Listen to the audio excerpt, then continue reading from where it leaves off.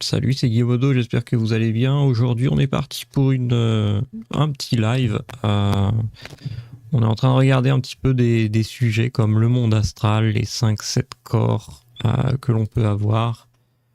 Et j'étais en train de me questionner par rapport au corps éthérique. On a le corps physique. Et du coup, j'étais en train de chercher un petit peu des choses par rapport à ça. Son apparence reflète l'état de santé du corps physique. Il est relié au deuxième chakra, le chakra sacré. Je vais essayer de voir un petit peu. Il faudrait un croquis des différents chakras. Je pense que ça pourrait être intéressant. Je m'intéresse un petit peu à ces sujets en ce moment, alors je vous les partage. Je regarde, tranquille. En français, ça serait sympa. Voilà, là on a le deuxième chakra sera le chakra sacré. Qu'est-ce qu'on se dit? On appelle également le corps vital. C'est le premier corps constitué de matière subtile, le plus proche du corps physique. Il est semi-matériel, il englobe, pénètre et déborde du corps physique en quelques centimètres.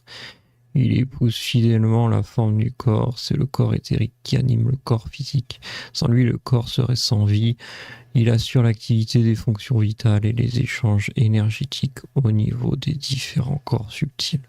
C'est dans ce corps subtil qui se trouvent les méridiens, canaux d'énergie et les chakras qui captent les énergies cosmotelluriques et les redistribuent dans tout le corps. Pour ceux qui peuvent le percevoir, sa couleur va du gris au gris bleuté et même parfois jusqu'au bleu vif. Son apparence reflète à l'état de santé du corps physique. Il est relié au deuxième chakra du coup. Donc, moi j'aimerais en savoir un peu plus par rapport au corps éthérique. On vous dévoile tout. Il y a 7 couches comme 7 chakras. Donc, il doit y avoir une couche par chakra, je pense.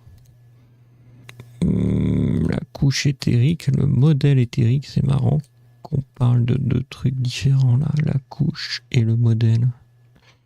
Comment renforcer l'énergie de son corps éthérique? Si vous souhaitez atteindre le calme intérieur résultant de l'équilibre spirituel, vous devez consacrer du temps à prendre soin de chacun de vos corps énergétiques. Tous les corps énergétiques sont en communication constante les uns avec les autres. Ok. Toutefois, comme le système énergétique éthérique est le fondement du corps physique associé au chakra racine, le fait de ne pas prendre soin de votre corps physique peut avoir un effet négatif sur votre système énergétique et fréquence supérieure. Voici quelques conseils pour renforcer son corps éthérique. Suivre ses envies, prendre soin de son alimentation au quotidien. Oui, donc qu'est-ce que je consomme peut-être? Pratiquer une activité physique régulière, mettre le corps en mouvement avec envie, tout simplement. Si je ressens l'envie de bouger, tout simplement, on reparle d'envie, hein, encore une fois. Prendre soin de son alimentation au quotidien, ce que je consomme, positif comme négatif, c'est assez simple de comprendre que ce que je consomme, je le consomme avec envie. Après, est-ce qu'il y a une logique dans l'idée de consommer quelque chose de positif ou de négatif? Qu'est-ce que positif et négatif quelque part? Quelque chose de positif serait négatif pour quelqu'un, quelque chose de négatif serait positif pour quelqu'un d'autre. Donc, je pense qu'il n'y a pas de bien ou de mal, c'est plus une question de s'alimenter avec envie, tout simplement. Pratiquer une activité régulière encore, toujours avec envie. Prévenir l'accumulation d'énergie négative. Donc, dans l'idée, ça serait d'avoir un équilibre. Prévenir l'accumulation d'énergie négative. L'accumulation d'énergie négative dans le corps éthérique. Les sensations d'anxiété, de dépression. Donc là, on parle d'émotions. L'énergie pulsée du stress, c'est la le poids écrasant de la tristesse proviennent de toutes les accumulations d'énergie négative. On parle d'émotions, encore une fois. Bien que l'activité physique soit essentielle au maintien d'une aura en bonne santé, il arrive que cette masse de négativité s'accumule malgré tous vos efforts pour l'éviter.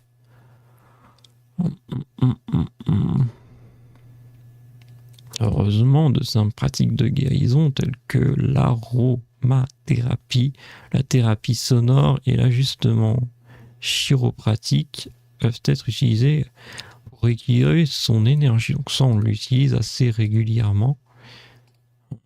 Je sais pas si vous le faites, mais on écoute des trucs, par exemple, des musiques de ce style-là, là. Des simples pratiques de guérison telles que l'aromathérapie, la thérapie sonore. Là, je parle de ça. Les ajustements chiropratiques. Peut-être que c'est chiropratique que ça se dit. Je trouve que ça sonne mieux. Pour rééquilibrer son énergie. En gros, il y a des sons qui font du bien, quoi. Pourquoi d'ailleurs, des fois, on a envie de calme, d'aller se balader en plein air pour entendre des sons naturels. C'est un petit peu le même cas de ces musiques-là, je pense.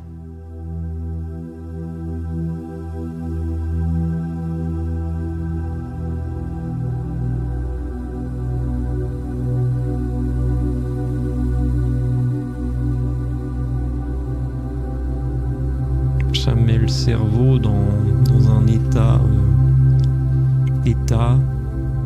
alpha ou des choses comme ça. C'est pour se sentir bien.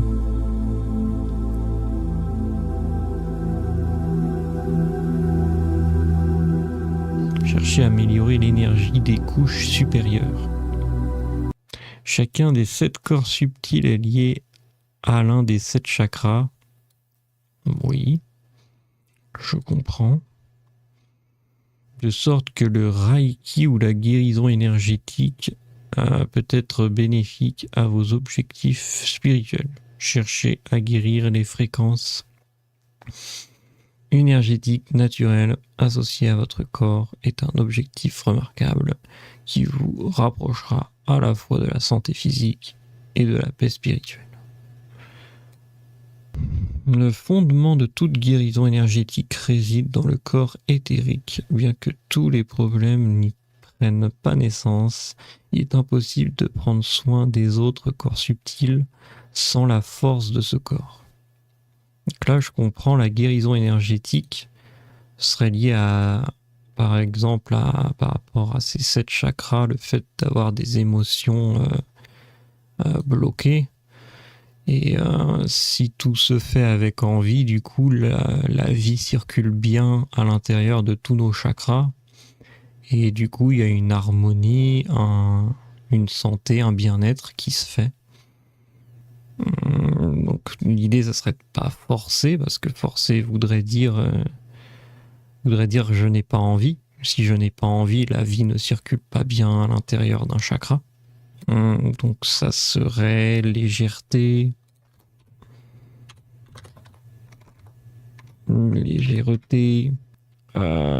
suivre ses envies, la vie qui circule dans nos chakras. Chakras sont liés aux 7 corps subtils, je vais mettre. C'est à peu près le résumé de ce qu'on a vu. Être en vie, en gros. Je pense que c'est pas bien plus compliqué que ça. Qu'est-ce que le corps éthérique ? Est-ce que le corps éthérique, c'est pas ce qu'on vient de voir avec les chakras, tout simplement ? Tout cela ne vient pas principalement de notre cerveau, de notre cœur ou de nos 5 sens physiques, mais de nos autres corps énergétiques, et nous sommes composés de 7 corps. Aujourd'hui, j'ai décidé de vous parler du corps éthérique. Pas pourquoi j'ai dit je décide, j'ai mal lu. Celui qui joue un grand rôle dans vie de tous les jours, celui qui joue un grand rôle dans votre vie de tous les jours. Je pense que ça veut dire ça. Alors, c'est un simple sujet, c'est un sujet simple et complexe à la fois, mais comme à mon habitude, je vais essayer d'être le plus clair possible. Qu'est-ce que le corps éthérique? Votre corps éthérique est votre premier corps subtil, qu'on appelle également corps énergétique. Il est composé d'énergie subtile, je crois que c'est ça, hein. Il n'y a pas à se prendre tellement la tête, hein. C'est également lui qui permet l'interconnexion entre tous les êtres vivants, car le corps éthérique fait partie de ce réseau interconnecté d'énergie et de conscience. Dernière chose, notre corps éthérique se désagrège quelques jours après notre mort physique. Notre conscience se déplace alors dans notre prochain corps, le corps astral.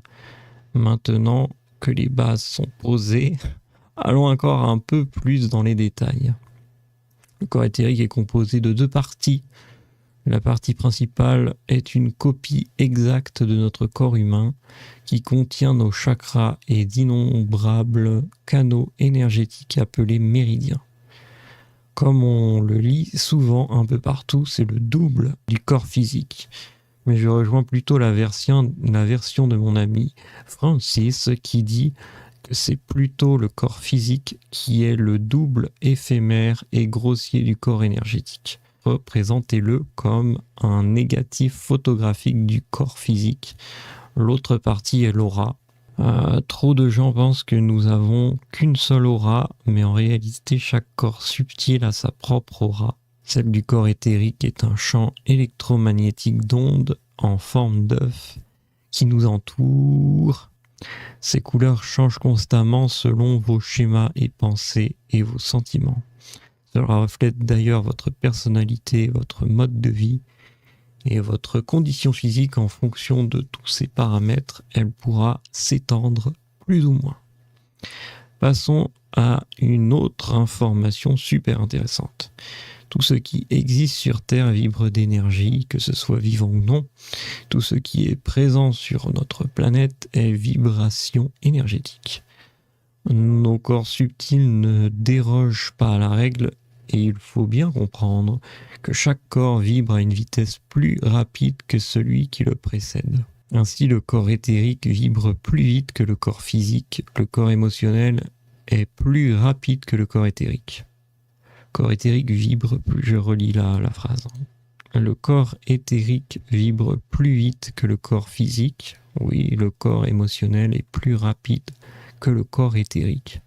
C'est-à-dire que l'émotion est derrière le corps éthérique et du coup le corps éthérique est derrière le corps physique.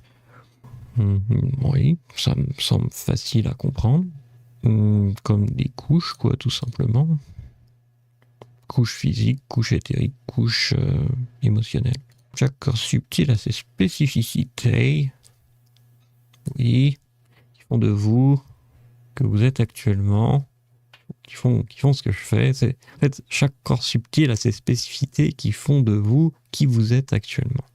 Pour connaître la fonction de chacun de ces corps subtils, je vous invite à lire cet article et je vous les détaille. Contenu connexe.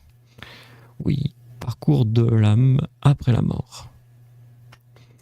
Par conséquent, avec vos chakras, vos corps subtils et vos points d'énergie, tout cela crée un champ d'énergie interconnecté qui imprègne et entoure votre corps physique.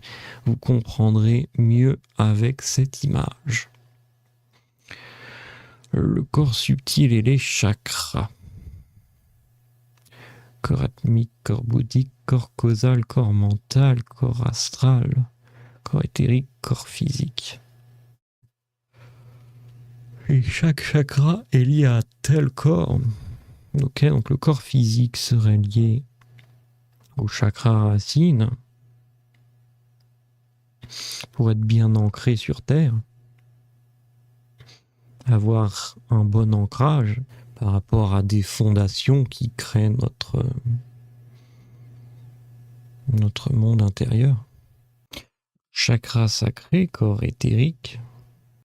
Le chakra du plexus solaire, le corps astral.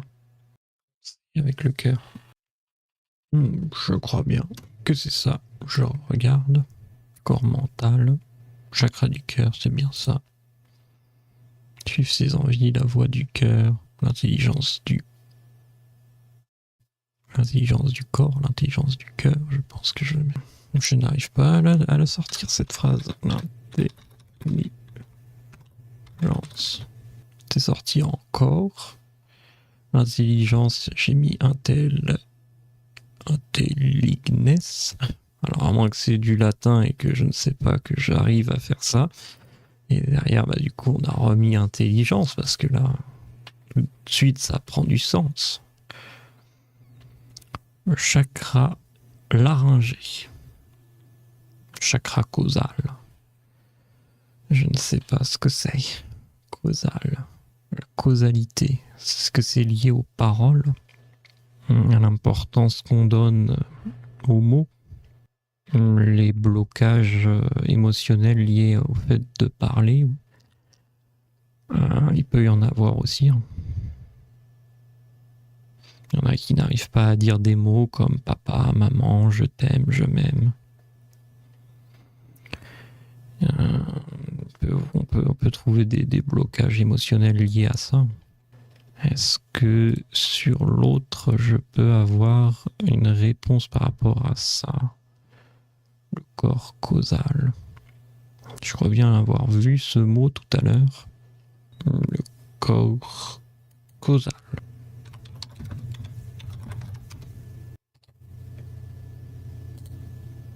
Comprendre le corps causal. Corps causal est le corps en lien avec le plan vibratoire des mémoires, avec le subconscient ou le relie à Vishuddha chakra, le chakra de la gorge, de la couleur bleu-vert. Il revêt une importance capitale car c'est lui qui est en charge de l'apprentissage par l'expérience. Le corps causal regroupe nos croyances et nos expériences passées, qu'elles soient positives ou négatives, que ce soit dans cette vie ou celle des vies antérieures.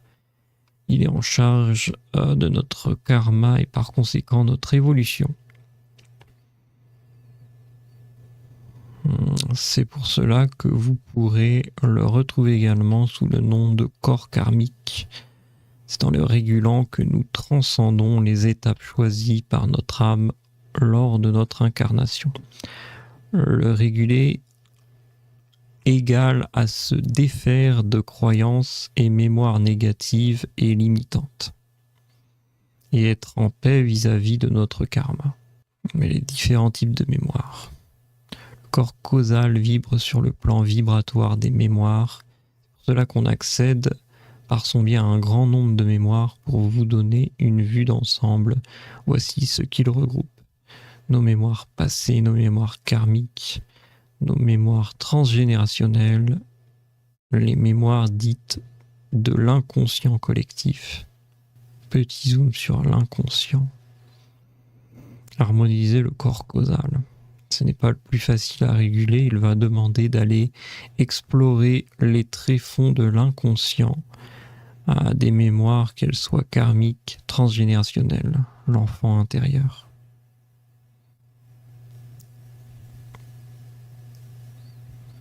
Il va demander d'aller explorer des tréfonds de l'inconscient des mémoires, qu'elles soient karmiques, transgénérationnelles, l'enfant intérieur.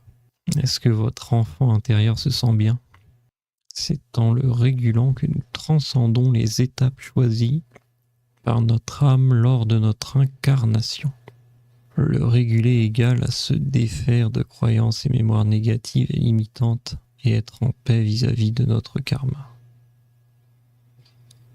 J'ai l'impression que c'est être en paix avec soi-même. Ou en tout cas pas systématiquement avec une grande intensité. Nos mémoires transgénérationnelles, ce sont les mémoires de vos ancêtres, que ce soit de vos parents, grands-parents, arrière-grands-parents. Ces mémoires sont imprimées dans vos cellules et participent pleinement aux tendances que vous allez avoir dans votre vie. Ce sont des mémoires qui ne nous ont pas touchés personnellement dans notre vie, mais elles sont imprégnées dans nos cellules. Ces mémoires transgénérationnelles ne vous affectent pas forcément. Là, il peut y avoir un lien avec les croyances, se défaire des croyances, les croyances négatives ou limitantes pour ne pas être happé avec les mémoires transgénérationnelles des ancêtres qui ne nous appartiennent pas, par exemple. Les mémoires dites de l'inconscient collectif. Ce sont les mémoires de l'humanité. On aura tendance à prendre les caractéristiques du rôle qu'on a d'assigner en fonction de ce qu'on est à l'échelle humaine. Par exemple, quand on est une femme, on a ces mémoires collectives de servitude, celle qui soigne, qui nourrit. C'est pour ça que les femmes vont plus naturellement prendre le rôle de celle qui soutient en retrait, qui s'occupe d'autrui. C'est pas un rôle que vous choisissez, mais ce sont des mémoires si ancrées dans l'inconscient collectif qu'on a tendance à prendre le rôle associé à notre statut. Je vais relire, je crois, cette partie-là. Par conséquent, quand on est une femme, on a ces mémoires collectives de servitude, celle qui soigne, qui nourrit. C'est pour ça que les femmes vont plus naturellement prendre le rôle de celle qui soutient en retrait, qui s'occupe d'autrui. C'est pas un rôle que vous choisissez, mais ce sont des mémoires si ancrées dans l'inconscient qu'on a tendance à prendre le rôle associé à notre statut. Donc ça me fait penser par exemple à des femmes qui ont une masculinité développée, qui sont un petit peu des garçons manqués, c'est un petit peu le mot. Là peut-être qu'il n'y a pas ce phénomène. Ça serait lié du coup aux croyances qui parlent. Une mémoire si ancrée dans l'inconscient collectif qu'on a tendance à prendre le rôle associé à notre statut. Donc ces mémoires ancrées, ça serait des croyances, on est d'accord ou pas? Une mémoire, je vois ça comme une croyance, une mémoire ancrée. Ah, une femme c'est comme ça, et puis un homme c'est comme ça, quoi. C'est une croyance. Et en même temps, cette croyance est liée à une mémoire, parce que après cette mémoire, elle peut être tellement légère dans notre esprit, dans l'inconscient collectif, que je dis quelque chose avec logique, mais en fait, si on suit le bout, on ne sait même plus pourquoi on dit ça, mais entre guillemets, on a une mémoire légère qui nous fait dire quelque chose comme ça, quoi. Pour les hommes, cet inconscient collectif va se résumer à être une figure d'autorité à force de pouvoir. Pour le coup, inconsciemment, ça peut donner des hommes qui vont réguler les uns et les autres sans qu'on leur ait rien demandé.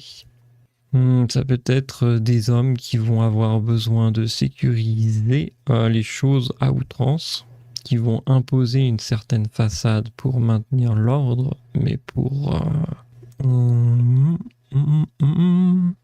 certaine façade pour maintenir l'ordre, mais que coups qui vont être dans une certaine froideur, qui vont réprimer leurs émotions, où ils vont prendre des responsabilités qui ne sont pas les leurs. On a toutes ces mémoires, qu'on les accepte ou non, elles sont là, à nous, évident d'en prendre conscience et de s'en défaire pour ne pas rentrer dans le jeu de rôle qu'on nous impose de par notre place dans l'humanité.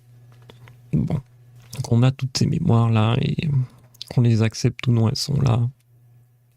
À nous d'en prendre conscience et de s'en défaire pour ne pas rentrer dans le jeu de rôle qu'on nous impose de par notre place dans l'humanité. Ça me fait penser à des SPPA, des sous-personnalités proactives, où on a divers rôles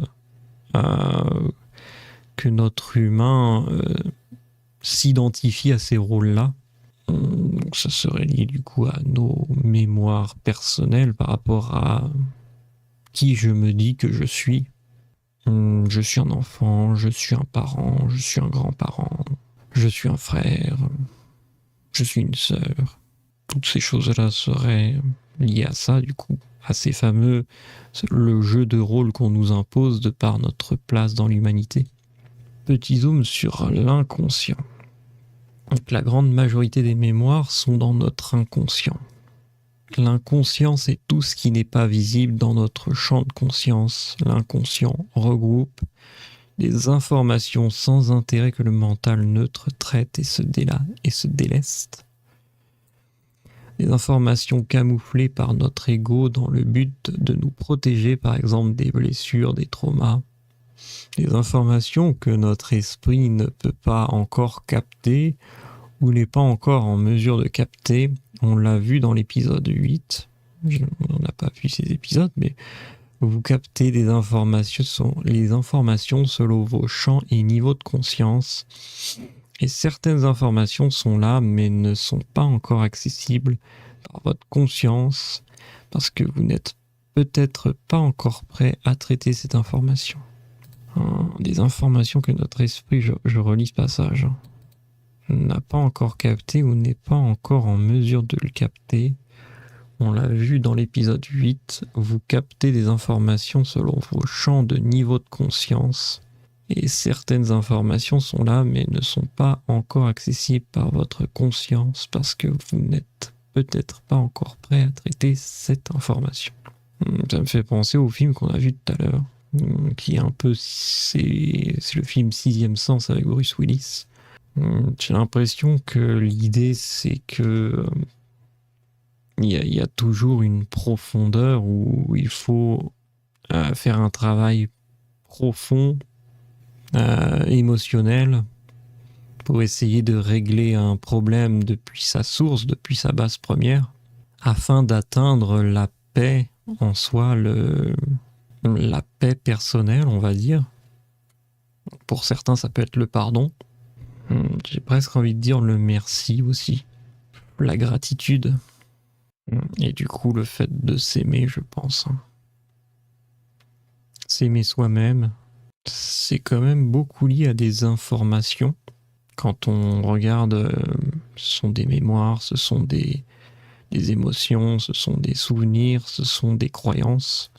Et tout ça serait lié à des informations qu'on aurait intérieurement, sûrement de par nos expériences vécues. On vit des expériences en tant qu'humain et du coup, on a des informations liées à ces expériences vécues.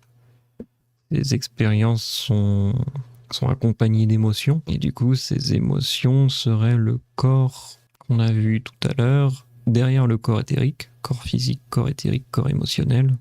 Là, on parlait justement de profondeur et on voit que il y a plusieurs couches au niveau de nos corps subtils liés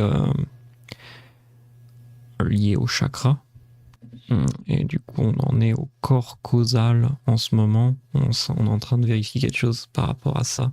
Harmoniser le corps causal. Ce n'est pas le plus facile à réguler. Il va demander d'aller explorer les tréfonds de l'inconscient, des mémoires, qu'elles soient karmiques, transgénérationnelles, l'enfant intérieur. Un corps causal déséquilibré vous amène à répéter des schémas de pensée. Un corps causal déséquilibré vous amène à répéter des schémas de pensée. Ça me fait penser à une roue karmique ou quelque chose comme ça, où le hamster bloqué dans sa roue. Corps causal déséquilibré amène à répéter des schémas de pensée, comme une obsession qu'on a en tête.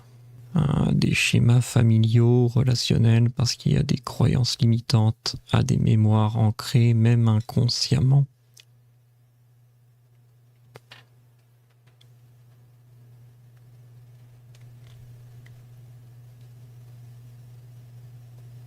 Un corps causal déséquilibré vous amène à répéter des schémas familiaux, relationnels, parce qu'il y a des croyances limitantes, ancrées même inconsciemment. On retrouve la paix intérieure à ce moment-là. Le thème de la paix intérieure. Par exemple, si vous avez des mémoires d'adultère, votre mère en a subi, ou pour vous, dans votre inconscient, les hommes sont infidèles. Il se peut que vous allez chercher inconsciemment des situations qui vont venir confirmer ces mémoires.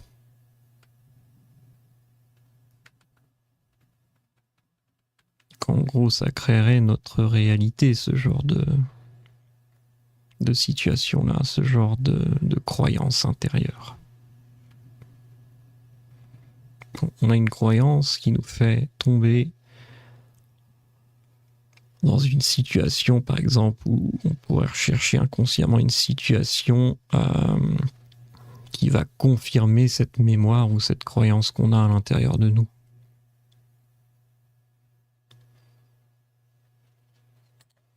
D'où le fait de retomber dans des situations similaires dans sa vie, par exemple. Tram est venue vivre cela, elle l'a choisi pour vous faire évoluer, toujours dans le but de vous reconnecter à la source. Ce n'est pas pour rien qu'il est avant le corps spirituel, le corps divin qui vient après. Le dépassé nous permet d'accéder au soi. Donc là, on parle du corps causal,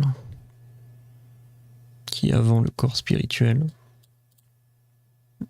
et le corps divin, deux choses différentes, et qui vient après le dépasser pour nous permettre d'accéder au soi. Donc on parlait des différents types de mémoire, de l'enfant intérieur, des blessures intérieures. Donc on a des croyances, défaire des croyances, des mémoires négatives limitantes. Et ces croyances, du coup, peut, dans notre réalité, faire qu'on retombe dans des mêmes situations avec des personnes, qu'on retombe encore et encore, peut-être dans les mêmes situations, quelque chose comme ça. Il se peut que vous allez chercher inconsciemment des situations qui vont venir confirmer ces mémoires. Donc un corps causal déséquilibré qui vous amène à répéter des schémas de pensée, des schémas familiaux relationnels, limitantes et des mémoires ancrées même inconsciemment. Donc on parlait de ça. Au final, ça serait atteindre la paix par rapport à ces mémoires, à ces croyances.